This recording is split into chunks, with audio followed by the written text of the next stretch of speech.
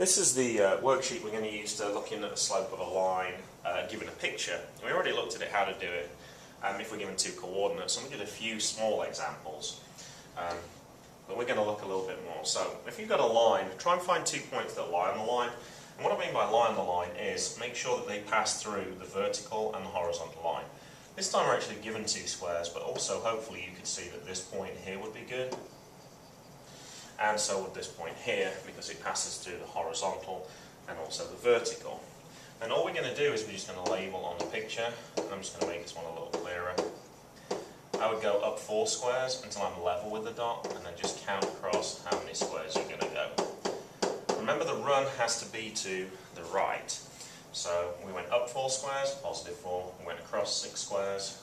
So 4 over 6 using rise over run, and then you go ahead and simplify.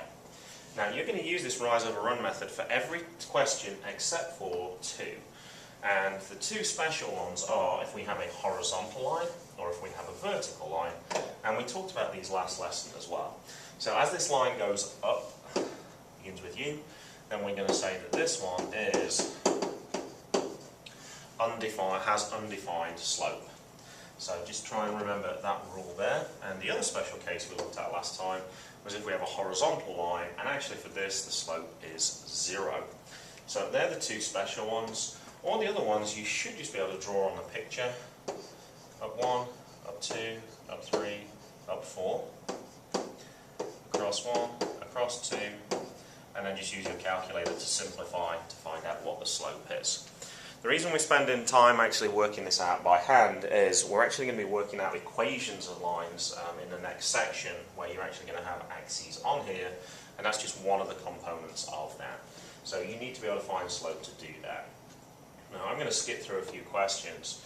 So here we're not actually given any points that lie on the line, so we need to find where it goes through that horizontal and vertical. So there's 1, and if we just go along the line until we see it again, then I should be able to do my little counting now. So up 1, up 2, up 3, across 2, so 3 over 2, and that doesn't simplify, so I can leave it like that.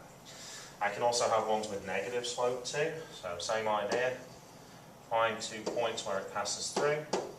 This one goes down 2 across 1, so to show I counted down, I'm going to give it a negative, and then work out what is negative 2 divided by 1.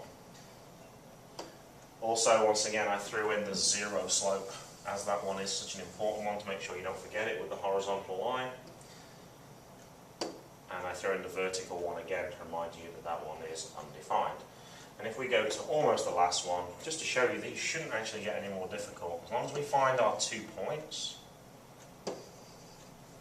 then all we're going to do is count how many squares we go up,